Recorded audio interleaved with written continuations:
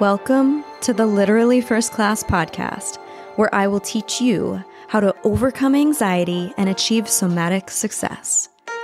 I'm your host, Keri Ford. I'm a somatic success and holistic life coach here to bring humor, insight, and wisdom to the modern day woman that wants to feel alive in her daily life. You ready? Come on, I saved you a seat in first class.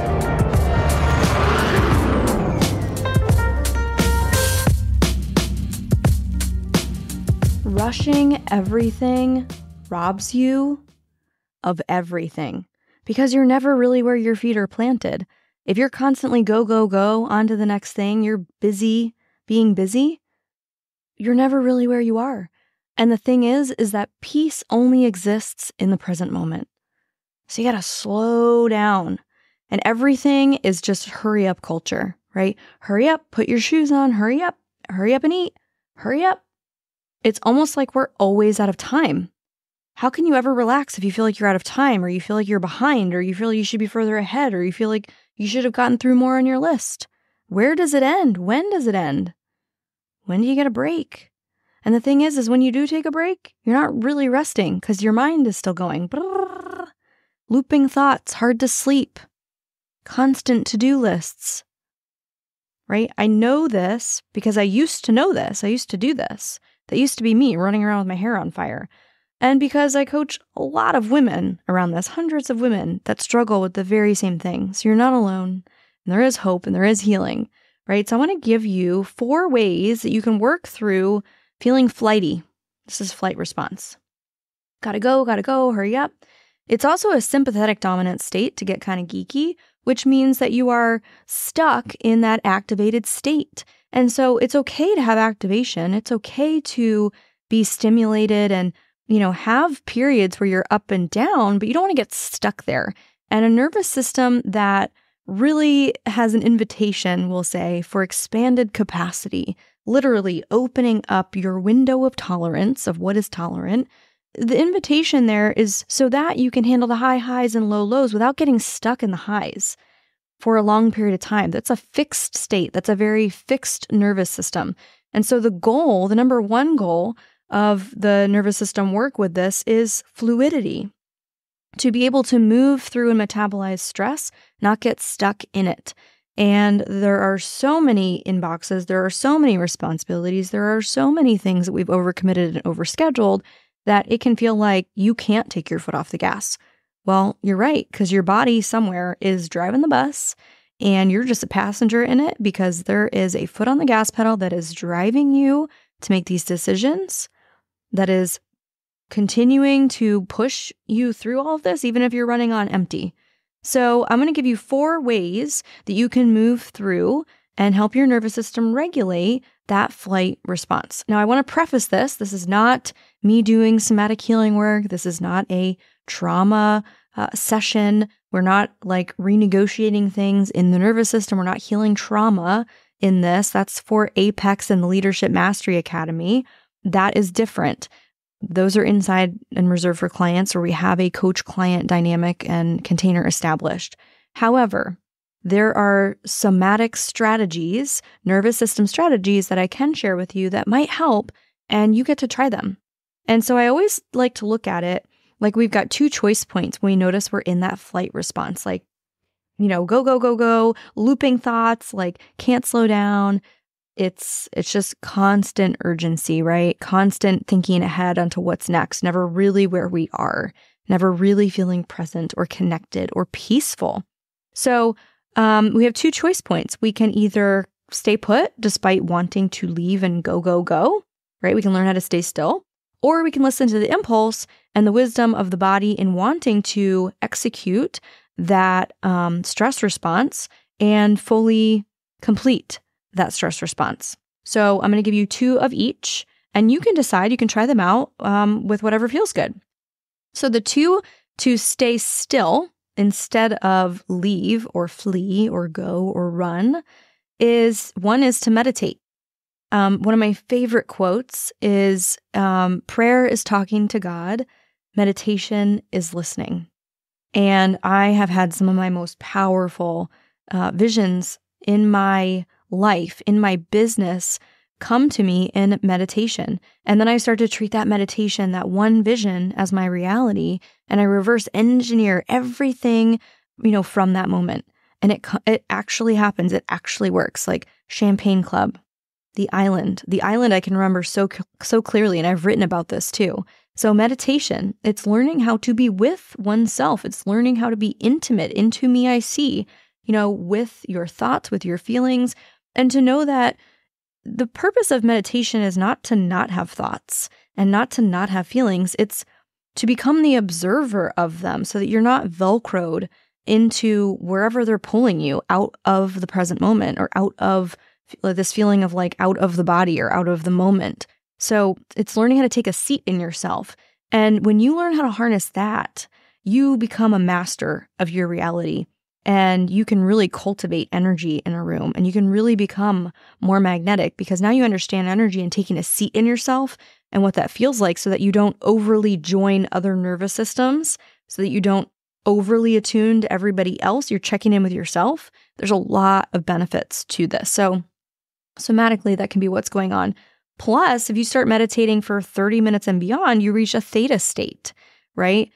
So these are all very beneficial, learning how to be with oneself, learning how to sit still. And I would say just start small. If you need help starting out, we've got 86 meditations in the Millionaire Mindset. We'll drop that link in the show notes below.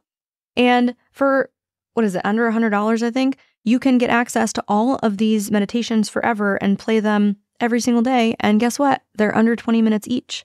Everyone has 20 minutes. Some of them are like 7 minutes. Some are 3 minutes. Some are 12 minutes. They're short, so they're doable. And if you want to learn how to create a daily meditation practice, this is going to help you. And they're designed for women in leadership. So for your struggles, overcoming anxiety is one of the whole sections and topics. Another one is affirmations for abundance, but it's like feeling them, not just saying them. So I teach you how to do that inside too. So check that out. I mean, it's an endless library that you can literally listen to on repeat. This episode is presented by Cenegenics. I recently partnered with the leader in the performance health age management industry, Cenegenics. Today's healthcare system is made to treat people with health problems, not prevent them. And that is where Cenegenics comes in. They are the world's best age management health solution, fueled by sophisticated data, advanced technology like the Brainwavy and the DEXA scan I mentioned, and metabolic science.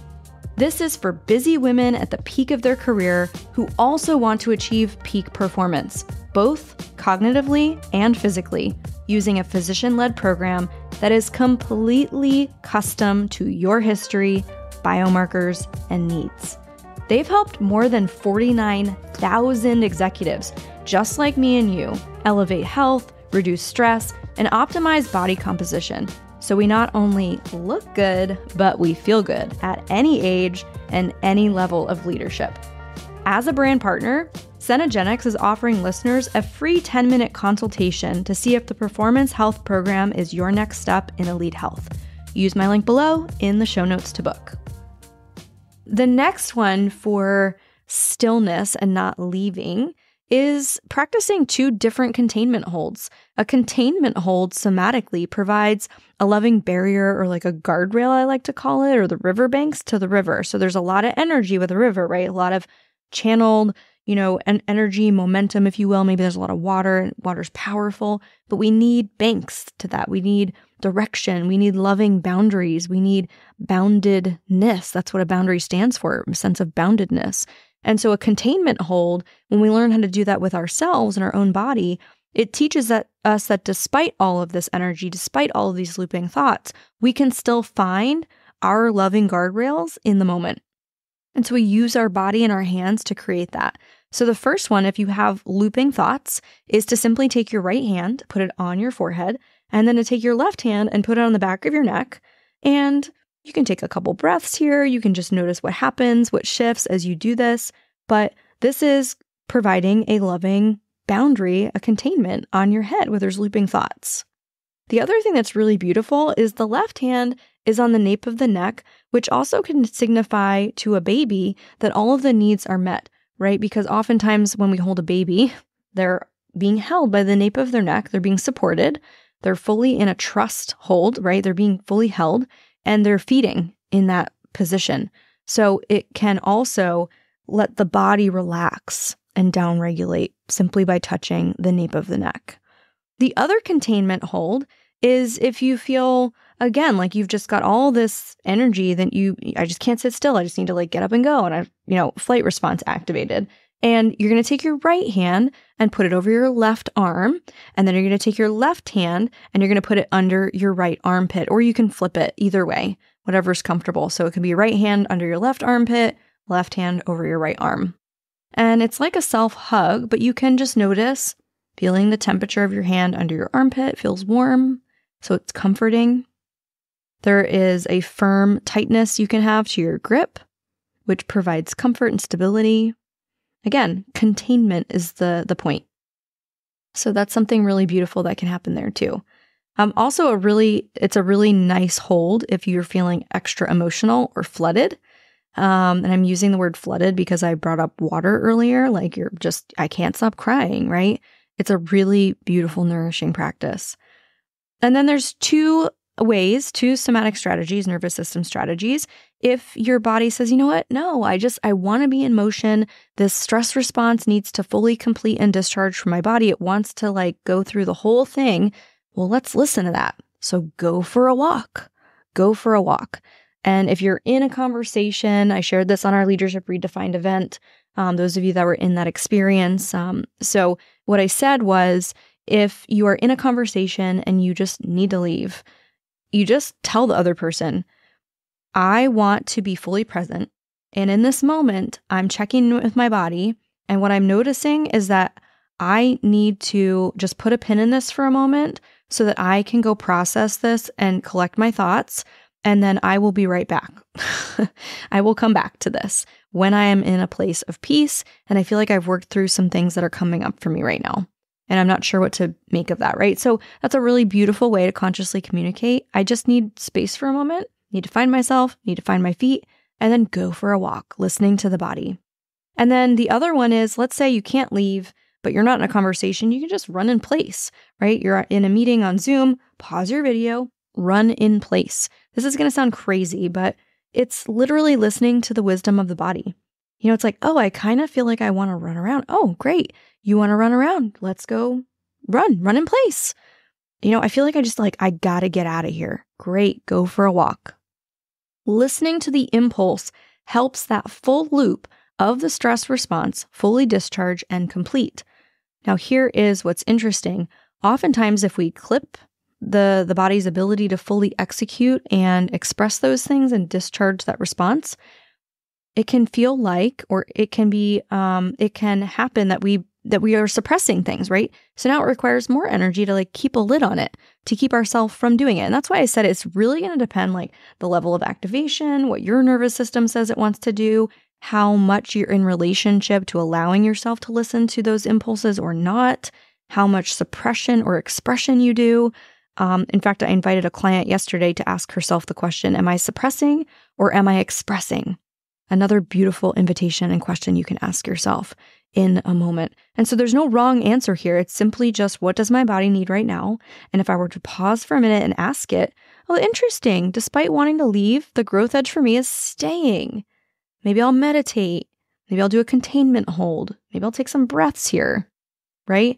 And it's like, oh no, actually the growth for me in this moment is I'm going to like take space. I'm going to speak my truth to this person and just say, you know what? I just need to put a pin in this. I will be right back. I need to honor something with my body. And then you go for a walk. Or you can be that crazy person that's running in place in your home office. It's okay, right? This is how we practice learning to listen. And a woman that listens is one that acts fast with clarity and alignment. So how do you think that woman's going to show up and make decisions? How do you think she's going to learn to verbalize her needs and wants?